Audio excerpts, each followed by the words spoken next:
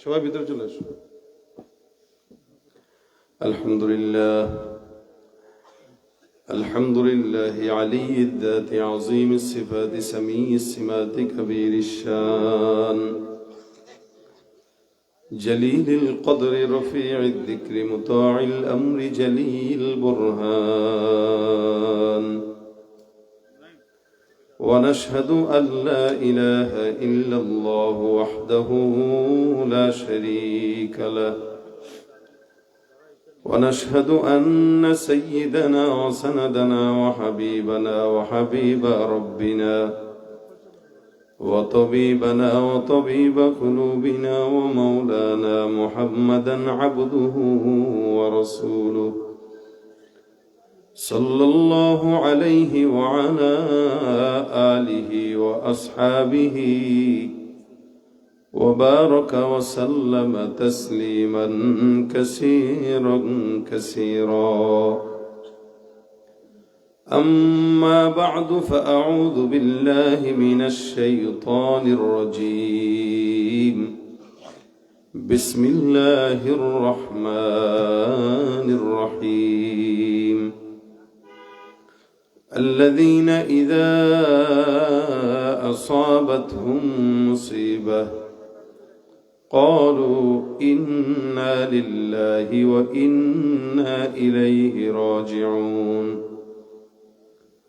وقال النبي صلى الله عليه وسلم اللهم آجرني في مصيبتي واخلف لي خيرا منها أو كما قال عليه الصلاة والسلام সকলে দুরূদ শরীফ পড়ি আল্লাহুম্মা সাল্লি আলা মুহাম্মাদ ওয়া আলা আলি মুহাম্মাদ কামা সাল্লাইতা আলা ইব্রাহিম ওয়া আলা আলি ইব্রাহিম ইন্নাকা হামিদুম মাজিদ আল্লাহুম্মা বারিক আলা মুহাম্মাদ ওয়া আলা আলি মুহাম্মাদ কামা বারাকতা আলা ইব্রাহিম ওয়া আলা আলি ইব্রাহিম ইন্নাকা হামিদুম মাজিদ।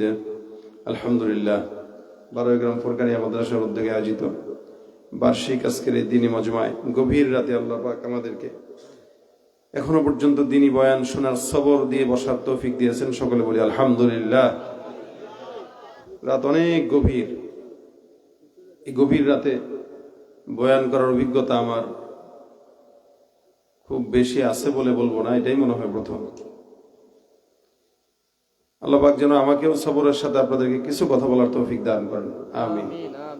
এই জন্য আমি উপস্থিত একটি আয়াত তেলাওয়াত করেছি, যেটা সবর করলে আল্লাহ পাক কি দিতে পারেন এই বিষয় নিয়ে কিছু কথা বলি।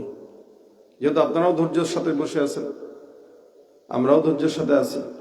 গতকাল সারাদিন আমার ঘুম নেই, সারা রাতও ঘুম নাই, আজকেও সারাদিন ঘুম নাই। এই পর্যন্ত 2 ঘন্টা বা 1 ঘন্টাও লাগাতার কোনো ঘুম হয় নাই। এই গত 24-48 ঘন্টা হয়ে গেছে এই অবস্থায় আছে। সুযোগ পাইনি সফরের কারণে, কারণ গতকাল ছিলাম বরগুনা, আস্তে আস্তেই সকাল, আবার রওনা সেই জাফলং, 11 ঘন্টা সফর করে ওইটা শেষ করে আবার আপনাদের এখানে। ফজর না পড়ে তার ঘুমাইতে পারবো না। এরপর আপনাদের এখানে আলহামদুলিল্লাহ ফজরের পরেও মজমা চলবে। সারা রাত ব্যাপী মাহফিল প্রতি বছরই হয়। এখানে আসা, এই 12 গ্রামের সাথে আমাদের একটা আত্মার সম্পর্ক হয়ে গেছে। আমার স্নেহ ধন্য ছোট ভাই মরহুম মাওলানা মানসুরুল হাসান নুরি, আল্লাহ পাক তার কবরকে নূরে নূরান্বিত করে দেখ, আমিন। প্রতিষ্ঠান এখন অনেক সুন্দর, উজ্জ্বল, ঝকমকে, কিন্তু সে দেখতে পারে নাই। আশা করি এটার সওয়াব আল্লাহ পাক তার কবরে পৌঁছবে ইনশাআল্লাহ। ভাইরা আমার, আল্লাহ পাক রব্বুল আলামিন প্রত্যেকটা বান্দাকে নিয়ামতও দান করেন, মুসিবতও দান করেন। নিয়ামত মুসিবত দুটোটাই আল্লাহর তরফ থেকে। কিন্তু আমরা নিয়ামত পাইলে সন্তুষ্ট হই, মুসিবত পাইলে বিপদগ্রস্ত হই, এবং মুসিবত পাইলে আমরা নারাজ হই। আমাদের কাছে মনে হয় আল্লাহ কেন আমরা মুসিবতটা দিল। কিন্তু হাদিস শরীফে পয়গম্বর বলেন, একটা ছোট থেকে ছোট মুসিবত কারো যদি হাতও কাটে, একটা কাটাও ঢুকে, খেজুরের কাটাও যদি কারো পায়ে ঢুকে, তো আল্লাহ পাক ওই মুসিবতেও বান্দার আমল নামা সওয়াব দিয়ে ভরপুর করেন, গুনাহ মাফ করে দেন। জোরে বলেন সুবহানাল্লাহ। বান্দা কোন ছোট্ট থেকে ছোট্ট বিপদেও আল্লাহ পাক বান্দাকে, এই মুসিবতে সবর করলে আল্লাহ পাক বান্দার জন্য নিয়ামত রাখেন, আবার বান্দার গুনাহ মাফ করেন। নিয়ামতটাও আল্লাহ দান করেন, মুসিবতটাও আল্লাহ দান করেন। নিয়ামতের বিনিময়ে কেউ শুকরিয়া আদায় করবে, তাও আল্লাহ পাক নিয়ামত বাড়ায় দিবেন। আর মুসিবতে কেউ সবর আদায় করবে, তো আল্লাহ পাক রব্বুল আলামিন জান্নাতের সুসংবাদ দিয়ে দিয়েছেন। আল্লাহ বলেন, ওয়ালানাবলুওয়ান্নাকুম বিশাইইম মিনাল খাউফি ওয়াল জু' ওয়া নাকসিম মিনাল আমওয়ালি ওয়াল আনফুসি ওয়াথ থামারাত ওয়া বাশশিরিস সাবিরিন। 5 জিনিস দিয়ে আল্লাহ পাক পরীক্ষা নেয়: ক্ষুধা, ভয়, জান, মালের নোকসানি, ফসলের নোকসানি। এই 5টা জিনিস ফিলিস্তিনের মুসলমানরা এই 5টা জিনিসের সম্মুখীন। এই 5টা বিপদ তাদের উপরে আসার পরেও এক বিন্দু পরিমাণ তারা ইমান থেকে অনড় হয় না, নড়ে নাই, ইমানের উপর অনড় আছে। এই 5টা জিনিস তাদের উপরে সম্মুখীন: জানের ভয়, মালের ভয়, রিজিকের ভয়, নোকসানির ভয়। সমস্ত ভয় থাকার পরেও তারা তাদের মাটি কামড়ে ধরে আছে আর ইমান কামড়ে ধরে আছে। আর আমরা বাংলাদেশের মানুষ কোনো মুসিবতে না পড়েও আমরা 100 টাকা দিলেই নির্বাচনের আগে ইমানকে বিক্রি করে দিই। মানে দেখেন, একদল সবকিছু হারানোর পরেও ইমান বিক্রি করে না, আরেক দল সব পাওয়ার পরেও 100 টাকার কাছে বিক্রি হয়ে যায়। আর এদেশে গরু ছাগলের দাম আছে, মানুষের দাম নাই। ঠিক না? এটা গরু ছাগলের দাম আছে, মানুষের কোনো দাম নাই। একটা গরুর দামও আছে 1 লাখ টাকা, একটা ছাগলের দামও আছে 15,000 টাকা, একটা মুরগি এটার দামও আছে 1,000 টাকা। নির্বাচনের আগে এই বলদ গুলারে 100 টাকা দিয়ে পাওয়া যায়, এদের দাম গরু ছাগলের চেয়েও কম। কি বলেন, ঠিক না? 100 টাকার সিরানোট দিয়ে এদেশের জনগণকে কিনা যায়। শুধু 100 টাকা তো বেশি বললাম, 1 কাপ চা দিয়েই কিনা যায়। কত মানুষকে দেখবেন 1 কাপ চা দিয়ে খরিদ করে ফেলেছে। বেশি না, 1 কাপ চা। কয় কাপ? 1 কাপ চা। কেন খাইলো, কার জন্য খাইলো, কেন করলো নিজেও জানে না। ইমান বিক্রি করে ফেলছে, টাকা দিয়ে নিজের মাথা বিক্রি করে ফেলছে। যার কারণেই তো হক কথা বলার সাহস থাকে না। আপনি যখন নিজেকে বিক্রি করে দিবেন, আপনার জবান দিয়ে আর হক কথা বের হবে না। আপনি যা নুন খাইছেন তার তো গুণ গাইতেই হয়। এই জন্য আল্লাহর ছাড়া কারো গুণ গাওয়ার কোনো দরকার নাই। হায়াতে যতদিন বাঁচবো, আল্লাহ মুসিবত দিলেও আমি আল্লাহর, আল্লাহ আমার। আল্লাহর নিয়ামত দিলেও আমি আল্লাহর, মাওলা আমার। আল্লাহ যেই হালতে আমাকে রাখে আমি সেই হালতেই আল্লাহ আলহামদুলিল্লাহ আলা কুল্লি হাল। এটা একটা ইমানদারের পরিচয়। হযরত ইমাম আহমদ ইবনে হাম্বল রাহমাতুল্লাহ আলাইহি উনি ওনার এক কিতাবে একটা ঘটনা বর্ণনা করেন। 2 জন বান্দা, একজন সবসময় আল্লাহ পাকের নামে মাছ ধরে, আরেকজন সবসময় আল্লাহ গায়রুল্লাহর নামে মাছ ধরে। একজন ইমানদার, একজন বেঈমান। সারাদিন ইমানদার মাছ ধরে, আল্লাহর নামে ধরার পরেও একটা মাছও উঠে না। আর বেঈমান যতবার বর্ষি ফেলায় ততবার মাছ উঠে। দেখবেন এই দেশে বেঈমানরা ভালো থাকে, ইমানদাররা একটু কষ্টেই থাকে। এটা ঠিক না? ইমানদাররা কষ্টে কেন থাকে? আপনারা বলবেন, ভাই এত নামাজ পড়ি, এত রোজা রাখি, আল্লাহ যদি আমার কথা নাই শুনে তা ডাকলাম কেন? আজীব অবস্থা। রাসূল সাল্লাল্লাহু আলাইহি ওয়াসাল্লাম আপনার জবাব 1,500 বছর আগে দিয়ে গেছেন। আল্লাহ নবী বলেন, আদ-দুনিয়া সিজনুল মুমিন ওয়া জান্নাতুল কাফির। এই দুনিয়াটা মুমিনের জন্য জেলখানা আর কাফেরদের জন্য বালাখানা। এজন্য হযরত আলী রাদিয়াল্লাহু তাআলা আনহু বলতেন একটা কথা, লানা ইলমুন ওয়ালিল জুহালি মালুন, লানা ইলমুন ওয়ালিল আ'দাই মালুন। আমাদের জন্য ইলম, জাহেলদের জন্য সম্পদ। তারা সম্পদ পাইলেই খুশি, আর ইমানদাররা ইলম আর আমল পাইলেই খুশি। কথা বলেন ঠিক না?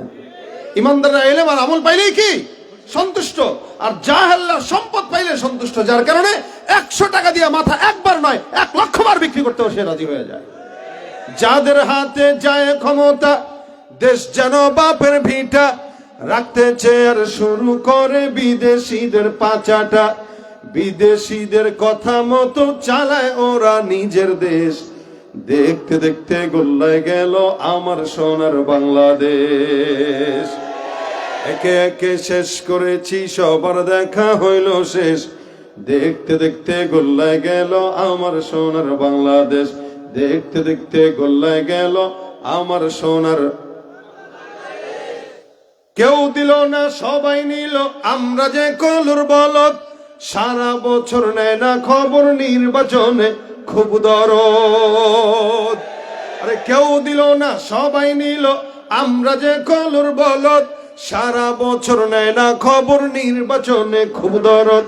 নির্বাচনের আগে নেতা ধরে কত রকম বেশ, নির্বাচনের আগে নেতা ধরে কত রকম বেশ। দেখতে দেখতে গোল্লায় গেল আমার সোনার বাংলাদেশ, দেখতে দেখতে গোল্লায় গেল, আরে দেখতে দেখতে গোল্লায় গেল আমার সোনার বাংলাদেশ। মুসলমানের দেশটা মোদের আছে খাতা কলমে, দোষের দোষী যে বাজারে শাস্তি পায় যে আলেমে। মুসলমানের দেশটা মোদের আছে খাতা কলমে, দোষের দোষী যে বাজারে শাস্তি পায় যে আলেমে। ওরা ইসলাম বেচেই ক্ষমতাটা পাকাপোক্ত করে বেশ, ইসলাম বেচেই ক্ষমতাটা পাকাপোক্ত করে বেশ। দেখতে দেখতে গোল্লায় গেল, দেখতে দেখতে গোল্লায় গেল আমার সোনার বাংলাদেশ। একে একে শেষ করেছি সবার দেখা হইল শেষ, দেখতে দেখতে গোল্লায় গেল আমার সোনার বাংলাদেশ। ঠিক কিনা? তাহলে ভাই টাকা দিয়ে মাথা বিক্রি করা যায়? যাবে? আল্লাহ পাক আমাদের জান মাল খরিদ করে ফেলছেন। এক জিনিস বারবার বিক্রি করা জায়েজ নাই, যেটা আল্লাহর কাছে বিক্রি করে দিয়েছি জান্নাতের বিনিময়ে, ওইটা 100 টাকার বিনিময়ে কোশ্চিন কালেও বিক্রি হতে পারে না। যার কাছে ইলমের দাম আছে, আখলাকের দাম আছে, জীবন দিতে রাজি, হাদির মতো হক কথা বলে মাথা নত করতে রাজি হয় না। খুব বেশি দরকার নাই।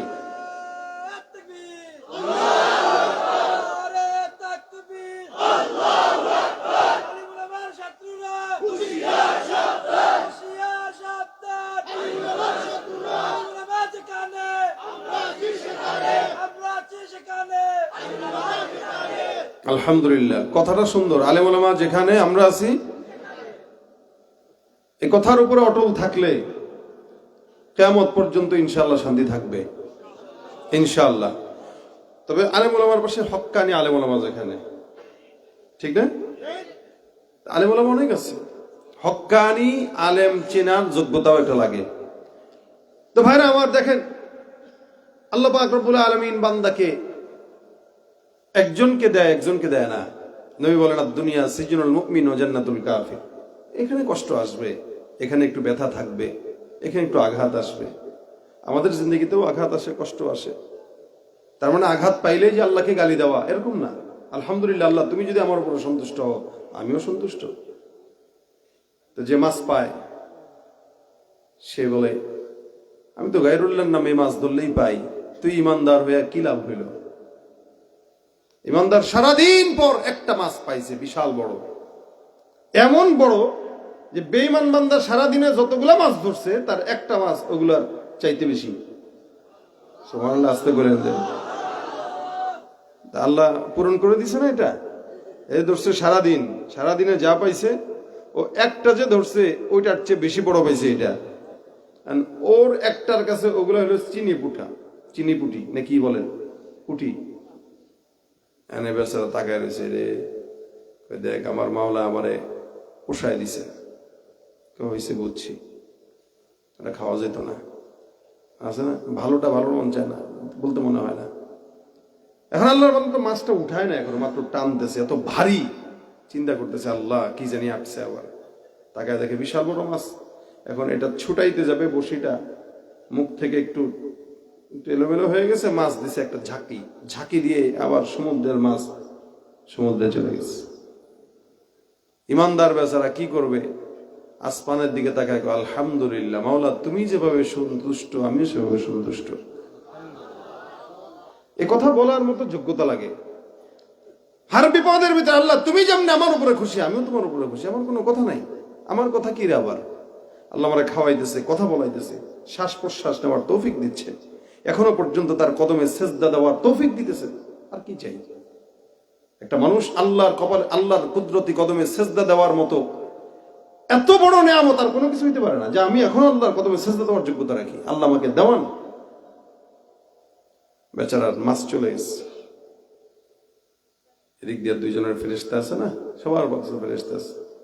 আল্লাহর ডাক দিয়া বলে, আল্লাহ এই বান্দা সারাদিন মাছ ধরলো, গায়রুল্লাহ নামে মাছ ধরার পরে সে মাছ পাইলো, আর এই আল্লাহর বান্দা তোমার নামে মাছ ধরলো, সারাদিন মাছ দিলা না, যেটাও দিলা ওইটাও আবার নিয়ে গেলা। মালিক, এই যে তোমার লীলা খেলা, এই যে তোমার অবস্থা, আয় আল্লাহ আমি ফেরেশতার বোঝার মতো কোনো যোগ্যতা নাই। মাওলা তুমি একটু বলো, এই বান্দা সারাদিন তোমার নামে মাছ ধরার পরও তুমি কেন তাকে দাও নাই? আর ওই আল্লাহর বান্দা এতগুলা মাছ ধরলো গায়রুল্লাহর নামে, তুমি কেন তাকে দিলা? আমার আল্লাহ পাক রব্বুল আলামিন ডাক দেয়া বলে, ফেরেশতার দল যাও, এই বান্দার একটা জান্নাত আছে, আমি আল্লাহ পাক রব্বুল আলামিন তার জন্য বরাদ্দ রাখলাম, এই বান্দার জান্নাতটা একটু দেখে আসবা। আর বেঈমান বান্দা সারাদিন মাছ পাইলো, তার জাহান্নামটাও দেখে আসবা। বলবা কোন বান্দা জিতলো আর কোন বান্দা ঠকলো। আল্লাহর ফেরেশতা চলে গেল।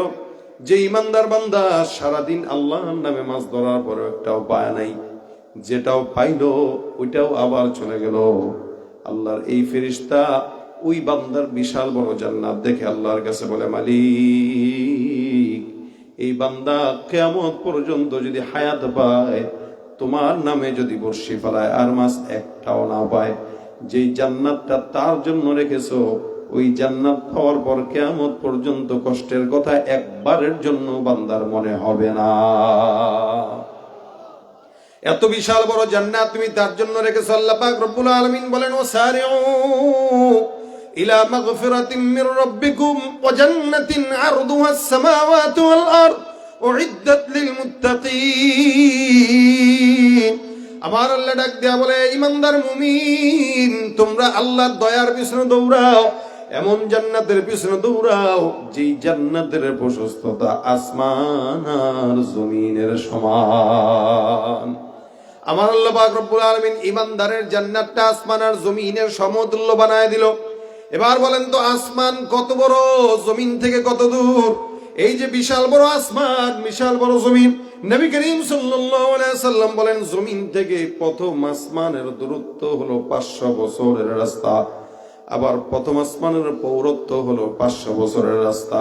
প্রথম আসমান থেকে দ্বিতীয় আসমান পর্যন্ত দূরত্ব 500 বছরের রাস্তা। আবার দ্বিতীয় আসমানের পৌরত্ব হলো 500 বছরের রাস্তা। এমন করে করে সপ্তম আসমান পর্যন্ত। আবার জমিনের নিচে, আমাদের এই জমিনের নিচে আরো 6টা জমিন আছে। 7 আসমান 7 জমিন। আমাদের আসমানের উপরে আরো 6 আসমান, আমাদের জমিনের নিচে আরো 6 জমিন। আল্লাহ পাক রব্বুল আলামিন বলেন, ওই যে জমিন আর ওই যে সবার উপরে যে আসমান আছে, একটা বান্দার জান্নাত যেটা থাকবে এটার প্রশস্ততা ওই আসমান আর জমিনের সমতুল্য। সুবহানাল্লাহ।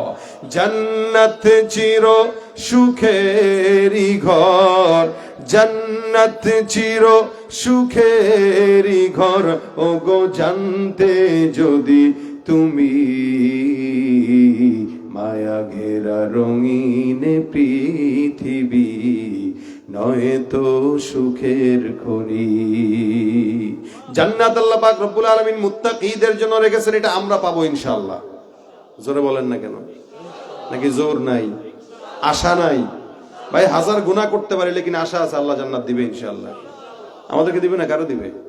রাত 3:30 বাজে, 4টা বাজতেছে, বসে বসে দিনের কথা শুনতেছেন, কারো দিবে ভাই?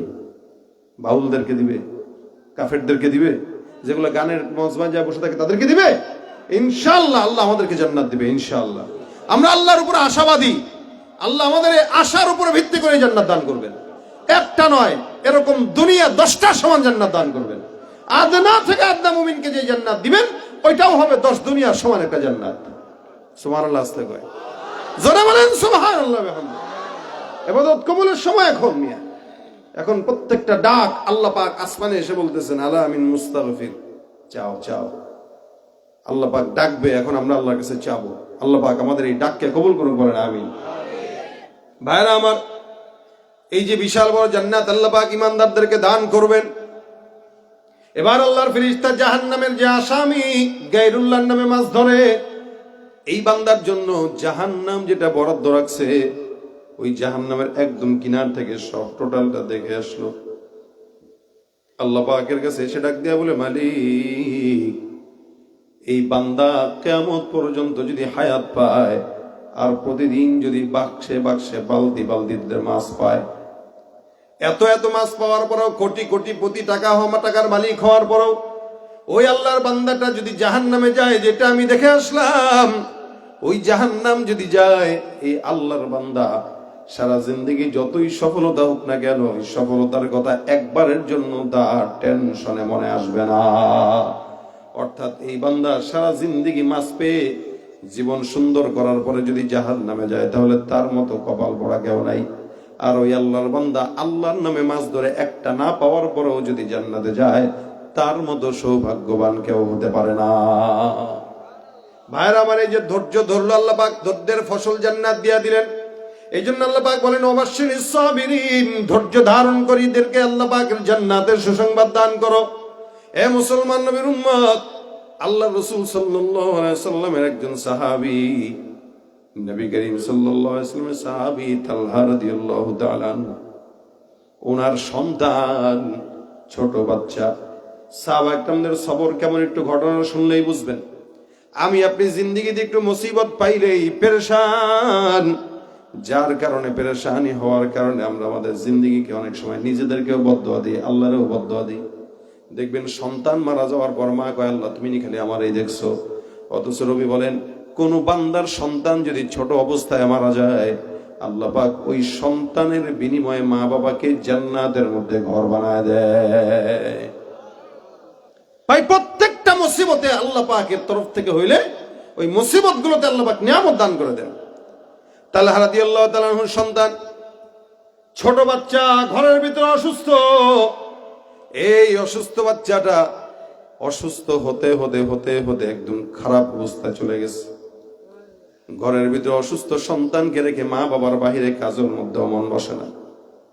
এই ছোট বাচ্চাটা অসুস্থ। হঠাৎ করে একদিন তালহা রাদিয়াল্লাহু তাআলা আনহু বাহিরে গেলেন কার্যক্রমে, রাসূল সাল্লাল্লাহু আলাইহি ওয়াসাল্লামের দরবারে। ভিতরে বিবি সন্তানটাকে বারবার দেখাশোনা করে। হঠাৎ করে আবু তালহা রাদিয়াল্লাহু তাআলা আনহু বাহিরে, এদিক দিয়ে ছোট্ট বাচ্চা অসুস্থ হতে হতে আল্লাহ পাক রব্বুল আলামিন তাকে হঠাৎ করে দুনিয়ার জমিন থেকে বিদায় করে নিয়েছেন। আল্লাহর বান্দা বিদায় হয়ে গেছে, ছোট নিষ্পাপ সন্তান। বিবি স্বামী তালহাকে খবর দেয় নাই।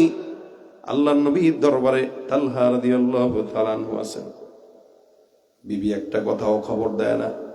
অথচ আমাদের বিবিরা হইলে নিজেও পাগল হইতো, আমাদেরকেও পাগল বানাইতো। একটা সন্তান 10 মাস 10 দিন গর্ভে ধারণ করার পর ওই সন্তান যদি জমিন থেকে বিদায় হয়ে যায় মা বাবার আগে, মনে রাখবেন সন্তানের লাশ বাবার কাছে অনেক ভারী হয়ে যায়। যেমন নাকি মনসুরুল হাসান নুরি আর মাহমুদুল হাসান, এই দুই ভাইয়ের সন্তানের লাশ বাবার কাছে যেরকম ভারী, প্রত্যেকটা সন্তানের লাশ প্রত্যেকটা মা বাবার কাছে অনেক ভারী হয়ে যায়। কোন মা বাবাই চায় না আমার আগে আমার সন্তানটা মারা যাক, কিন্তু আল্লাহর ফয়সালা কে ঠেকায়? এ সমাজে অসংখ্য মানুষ আছে যারা নিজেরা বেঁচে আছে 80 বছর পর্যন্ত, সন্তান মারা গেছে, মা এখনো বেঁচে আছে, সন্তান মারা গেছে, বাবা এখনো বেঁচে আছে, সন্তান মারা গেছে। তালহা রাদিয়াল্লাহু তাআলা আনহু সন্তানটা মারা গেছে, কিন্তু বিবি নেককার বিবি, যার কারণে বিবি এখনো পর্যন্ত স্বামীর কাছে খবর দেয় নাই। স্বামীকে একটাবারের জন্য বলে নাই, স্বামী আসো আমার সন্তান মারা গেছে। তালহা রাদিয়াল্লাহু তাআলা আনহু গভীর রাত এশারের নামাজের পর ঘরের ভিতরে হাজির হইলেন। আসার পর ডাক দেয়া বলে, কি ব্যাপার, আমার সন্তান কেমন আছে? বিবিটা এবার সুন্দর করে ডাক দেয়া বলে, স্বামী আমার, আল্লাহ পাকের ফজল করমে সন্তানটা আগের তুলনায় এখন পরিপূর্ণ শান্ত আছে। সুবহানাল্লাহ। কতটা সবরওয়ালা হইলে একটা বিবি সন্তান মারা গেছে, স্বামীরে বলতেছে আমাদের সন্তান আগের চেয়ে এখন পরিপূর্ণ শান্ত আছে। উদ্দেশ্য হইল কোন মানুষ যখন আল্লাহর কাছে চলে যায় ও তো শান্তই থাকার কথা, কারণ আল্লাহর কাছেই তো নিরাপদ। দুনিয়ায় নিরাপত্তা নাই। বাংলাদেশে নিরাপত্তা আছে, কিন্তু মরে গেলে নিরাপত্তা আছে, কারণ তখন আর কোনো জুলুম হবে না, কেউ চান্দাবাজি করবে না, কেউ মারবে না গুলি ঠাকায়া। আল্লাহর কাছে গেছেন তো আল্লাহ নিরাপত্তার সাথে রাখবে আপনাকে। এজন্য যে মালিকের কাছে যায় ও সবচেয়ে বড় শান্ত হয়ে যায়। তালহা রাদিয়াল্লাহু তাআলা আনহু বিবি ডাক দিয়া বলেন, আমার সন্তানটা এখন পরিপূর্ণ শান্ত, টেনশনের কারণ নাই, আপনি যান। আল্লাহর নবীর সাহাবী তালহা রাদিয়াল্লাহু তাআলা আনহু ঘরের ভিতরে খাবার নিয়ে বসলেন। খুব খেয়াল করেন, পাশের ঘরের সন্তানটা শোয়া, একটা নিষ্পাপ বাচ্চার লাশ। ওদিক দিয়া তালহা রাদিয়াল্লাহু তাআলা আনহু খাবার খাইতেছেন, বিবি খাবার বেড়ে দেয়। এদিক দিয়া স্বামী ভাত খায়, এদিক দিয়া সন্তানের মৃতদেহ।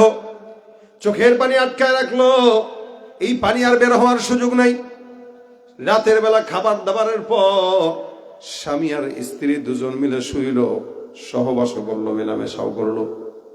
সকালবেলা ফজরের নামাজের সময় যখন তালহা রাদিয়াল্লাহু তাআলা উঠলেন, সুন্দর করে গোসল করলেন, গোসল টোসল করবেন, এমন সময় ওনার বিবি ডাক দেয়া বলো, স্বামী আমার, আপনার কাছে একটা প্রশ্ন, আপনি আমার প্রশ্নের জবাবটা একটু দিয়ে দেন।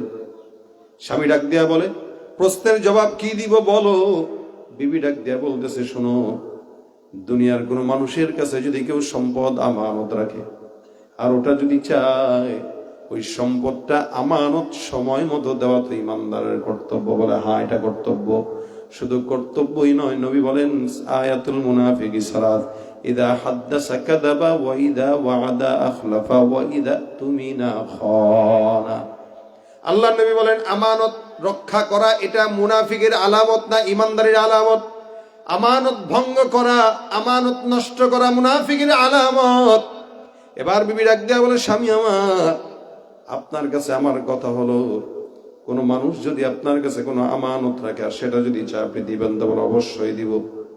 আল্লাহ পাক আপনাকে আমাকে যেই আমানত দিয়েছেন, এই আমানতটা আল্লাহ পাক নিয়ে গেছেন, সুতরাং আপনিও সেই আমানত আল্লাহর কাছে ফেরত দেওয়ার ব্যাপারে ধৈর্য ধারণ করেন।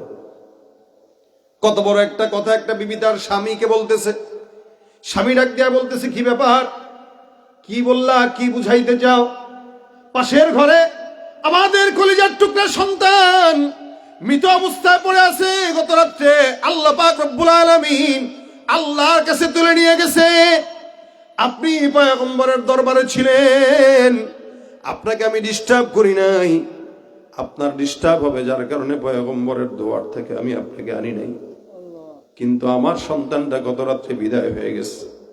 এই আল্লাহর বান্দা, আমার সন্তানটা বিদায় হওয়ার পর আমি আপনাকে কোনো কথা না বলার কারণ, ঘরের ভিতরে ঢুকে আপনি যদি আপনার সন্তানের মৃতদেহের অবস্থা দেখেন, আপনি নিজে পেরেশান হয়ে যাবেন, কান্নাকাটি করবেন, রাতের বেলা খাবার হবে না, ঘুমও হবে না।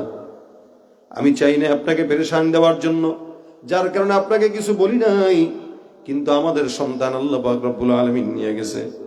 তালহা রাদিয়াল্লাহু তাআলা আনহু মেজাজ খারাপ হয়ে গেছে। কি বলে, একটা মৃত সন্তান পাশের ঘরে রেখে তোমার সঙ্গে আমি মেলামেশাও করলাম, খাবারও খাইলাম, এর মতো খারাপ খবর তো তার হতে পারে না। নবীর কাছে চলে গেলেন বিচার দেওয়ার জন্য। ইয়া রাসূলুল্লাহ, আমার বিবি এই এই অবস্থা করলো, আমার সন্তান মারা গেল। আমার বিবি বলে নাই, আয় আল্লাহ রাসূল, রাতের বেলা খাবারও খেলাম, তারপরে আবার আমাদের মেলামেশাও হইল। আমার বিবি যেই কাজটা করলো, এই ব্যাপারে আপনার কাছে নালিশ দেওয়ার জন্য আসলাম। নবী ডাক দেয়া বলে, হে আবু তালহা, তোমার বিবি যেই কাজ করলো এটাই হলো একটা নেককার বিবির কাজ। তোমার বিবি নেককার বলেই তো তোমাকে পেরেশানি দেয় নাই, টেনশনের কোনো কারণ নাই। তুমিও ধৈর্য ধারণ করেছো, তোমার বিবিও ধৈর্য ধারণ করেছে। আল্লাহর কসম, গত রাত্রের মেলামেশায় আল্লাহ পাক রব্বুল আলামিন আগের তুলনায় যে সন্তানটা দিবে, আগের চাইতেও বরকতময় সন্তান তোমাদেরকে দান করবে। আল্লাহ পাক রব্বুল আলামিনের হাবিব বলেন, এই কারণে কোনো মুসিবত যখন আসবে তখন পড়বা, আল্লাহ মুসিবতে আমাদেরকে নেয়ামত, সবরের নেয়ামত দান করেন, আর যেটা নিয়ে গেছেন এটার বিনিময়ে আরো মারাত্মক ভালো জিনিস আপনি আমাদের জন্য রেখে দেন। এই দোয়া যদি কোনো ইমানদার বান্দা করে, আমার আল্লাহ পাক ওই বান্দাকে যেটা বিপদের মাধ্যমে নিয়ে যাবে ওইটার চাইতে উত্তম জিনিস আল্লাহ পাক দান করে দিবেন। সুবহানাল্লাহ।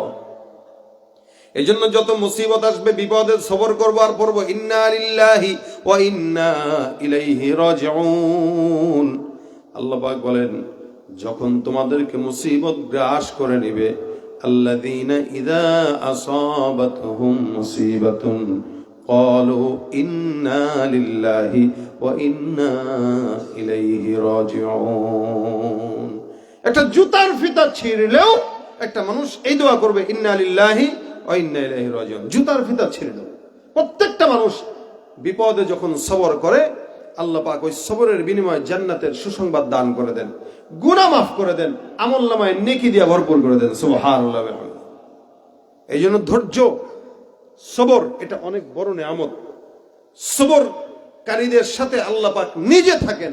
এই জন্য আল্লাহ ঘোষণা করেছেন, ইন্নাল্লাহা মাআস সাবিরিন। নিশ্চয়ই আল্লাহ পাক প্রত্যেকটা ধৈর্য ধারণকারীদের সাথে থাকেন। সবর করবেন, আল্লাহ নেয়ামত বাড়ায় দিবে। নেয়ামতের আল্লাহ পাক মুসিবতের বিনিময়ে নেয়ামতকে দান করবেন এবং মুসিবতের বিনিময়ে আল্লাহ পাক গুনাহ মাফ করে দিবেন। এই জন্য প্রত্যেকটা হালতে বর্তমান সময়ে সবর নাই বললেই চলে। ছোট থেকে ছোট ইস্যুতে আমাদের মারামারি হয়। কেমন? সিএনজিওয়ালা সাইড কেন দিল না, হুন্ডাওয়ালা মারতেছে, কেন সাইড দিল না? ভাড়া 1 টাকা বেশ কম, মারামারি লেগে একজন একজনকে হত্যা করে ফেলতেছে, শুধুমাত্র ধৈর্য না থাকার কারণে। এই জন্য রাগ এটা শয়তান থেকে আসে। শয়তান আগুনের তৈরি, রাগটাও আগুনের মতো মানুষকে যখন ধরে চতুর্দিক থেকে জ্বালায় দেয়। এই জন্য রাগ কন্ট্রোল করা। এই জন্য রাসূল সাল্লাল্লাহু আলাইহি ওয়াসাল্লাম বলেছেন, যখন রাগ হবে তখন তোমরা আউযুবিল্লাহ পড়ো, ওযু করো, বসে পড়ো, শুয়ে পড়ো। খবরদার রাগকে প্রশ্রয় দিও না। সবর পরিচালনা করো, নিজের ভিতরে সবর ঢুকাও। তাহলে হয় কি, সবর যদি থাকে তা আল্লাহ পাক রব্বুল আলামিন সবরের নিয়ামতে জান্নাত কতগুলো যে দিবে এটা আল্লাহ পাক রব্বুল আলামিন জানে, যেহেতু আল্লাহর ওয়াদা। এই কারণে হার হালতে আমরা মুসিবতে সবর করব। আল্লাহ পাক সবরের তৌফিক দান করে বলেন আমিন। যত বিপদ, আমি হুজুরের মতো এরকম সাবিরিন লোক খুব কম দেখছি, যে পরপর 2টা সন্তান এভাবে তাগড়া যুবক হারানোর পরেও উনি যেভাবে স্বাভাবিক ছিলেন, আসলে এটাই হওয়া উচিত ছিল। আল্লাহর মাল আল্লাহ নিয়ে গেছে, আল্লাহর মন চাইছে আল্লাহ নিয়ে গেছে, আল্লাহর মন চাইছে আল্লাহ নিয়ে গেছে। এটা এভাবে সন্তানদেরকে সাজায় গোছায় আল্লাহর কাছে পাঠানোর যোগ্যতা সবার থাকে না। সন্তান মারা গেছে, তা আলহামদুলিল্লাহ, আমার ছেলে মারা গেছে, আল্লাহর কাছে পাঠাই দিয়েছি, জান্নাতেই থাকবে। আমার কাছে থাকলে অভাবে থাকতো, ঝামেলায় থাকতো, বিপদ আপদ মুসিবত কত কিছু ঝগড়াঝাটি। এখন আল্লাহর কাছে চলে গেছে, আরামে শুয়ে আছে। এই ফিতনার জামানায় যে চলে গেল সে বেঁচে গেল, যে থেকে গেল সে ফিতনার ভিতরে ডুবে গেল। এই জন্য আল্লাহ পাক রব্বুল আলামিন আমাদেরকে যেন সব হালতে ধৈর্য ধারণ করার তৌফিক দান করে বলেন আমিন। যা এই রাত পর্যন্ত আপনারা বসছেন, আল্লাহ পাক রব্বুল আলামিন আপনাদেরকে জাযা খায়ের দান করুন। আল্লাহ পাক রব্বুল আলামিন আপনাদেরকে ইমানে, আমলে, হায়াতে, রিজিকে সব কিছুতে বরকত দান করুন বলেন আমিন। এই মাহফিলটা বরকতময় মাহফিল। এখন দোয়া কবুলের সময়। হযরতরা আছেন, এরপরেও বরকতের জন্য হুজুর বলতেছেন একটু দোয়া করতে। আমরা বরকতের জন্য দোয়া করে আবার দোয়া হবে ইনশাআল্লাহ। যতবার দোয়া করবো আল্লাহ পাক ততবারই কবুল করবে। এই সময় আল্লাহকে একটু সবাই মন ভরে ডাকি, আল্লাহ, জোরে, ইয়া আল্লাহ, ইয়া রহমান, ইয়া রহিম। আল্লাহ তুমি আমাদেরকে মাফ করে দাও, আমিন। আল্লাহুম্মা সাল্লি আলা মুহাম্মাদিন নবিয়্যিল উম্মি ওয়া আলা আলিহি ওয়া সাল্লিম তাসলিমা। আল্লাহুম্মা আনতাস সালাম, রব্বানা যালামনা আনফুসানা ওয়া ইল্লাম তাগফির লানা ওয়া তারহামনা লানাকুনান্না মিনাল খাসিরিন। হে আল্লাহ, গুনাহগার বান্দারা হাত তুলেছি, মাওলা তুমি আমাদের গুনাহ খাতা মাফ করে দাও। হে রব্বুল আলামিন, এই গভীর রাতে দোয়া কবুলের সময় তোমার গুনাহগার বান্দারা হাত তুললো। হে আল্লাহ, তোমার নাম রহমান, তোমার নাম রহিম, মেহেরবানি করে রহমান রহিম নামের উসিলায় তুমি আমাদেরকে মাফ করে দাও। আয় রব্বে কারীম, যা আলোচনা হয়েছে, যত আলোচনা হবে সবগুলো তুমি কবুল করে নাও। আয় আল্লাহ, এখানে যারা বসছে হাত তুলেছে সবাইকে তুমি মনের আশা পূরণ করে দাও। আয় আল্লাহ, আমাদের স্নেহের, আমাদের ভাই আল্লাহ মানসুরুল হাসান, নুরি মাহমুদ হাসান অন্ধকার কবরের ভিতরে শুয়ে আছে। আল্লাহ, আমরা বিশ্বাস করি তুমি তাদের কবরকে শান্তি দান করেছো। আয় আল্লাহ, আমরা দোয়া করি আজকের এই সমস্ত সওয়াবগুলো তাদের কবরের মধ্যে পৌঁছায় দাও। রব্বুল আলামিন, তাদের কবরকে জান্নাতের উচ্চ মাকাম দান করে দাও। হে আল্লাহ, তাদের বাবা মাকে আল্লাহ তুমি সবরের জিন্দেগি দান করে দাও। আল্লাহ, সুস্থতার জিন্দেগি দান করে দাও। রব্বুল আলামিন, তুমি আমাদের সবার মনের নেক মাকাসাদ হাসানাকে পূরণ করে দাও আল্লাহ রব্বুল আলামিন। যাদের মা বাবা দাদা দাদি নানা নানি অন্ধকার কবরে শুয়ে আছে প্রত্যেকের কবরগুলোকে জান্নাতের বাগান বানায় দাও। যাদের মা বাবা বেঁচে আছে আল্লাহ মা বাবার খেদমত করার তৌফিক দান করে দাও। হে আল্লাহ জিন্দেগিতে সকল বিপদে মুসিবতে সবর করার তৌফিক দান করে দাও আল্লাহ। কোন কোন শীতের ভিতরে তোমার খালেস মুজাকিরিন বান্দার এই জায়গায় বসে আল্লাহ তুমি দেখো আল্লাহ এই জায়গায় বসে হাত তুলছে আল্লাহ। আল্লাহ তুমি সকলের হাতখানা কবুল করে দাও আল্লাহ। এদের সবাইকে মাফ করে দাও আল্লাহ, আমাদের সবাইকে মাফ করে দাও। আর রব্বুল আলামিন আজকের মজমাকে নাজাতের ওসিলা বানায় দাও আল্লাহ। মাদ্রাসার হাজত তুমি গায়বী খাজানা থেকে পূরণ করে দাও আল্লাহ। যারা মা আজকে দান করেছে আল্লাহ প্রত্যেকের দানকে নাজাতের জরিয়া বানায় দাও আল্লাহ। আল্লাহুম্মা সাল্লি আলা মুহাম্মাদিন নবিয়্যিল উম্মি ওয়া আলা আলিহি ওয়া সাল্লিম তাসলিমা। রব্বিরহামহুমা কামা রাব্বায়ানি সগীরা। সুবহান রাব্বিকা রাব্বিল ইজ্জাতি আম্মা ইয়াসিফুন ওয়া সালামুন আলাল মুরসালিন আলহামদুলিল্লাহি রাব্বিল আলামিন। আসসালামু আলাইকুম ওয়া রাহমাতুল্লাহ।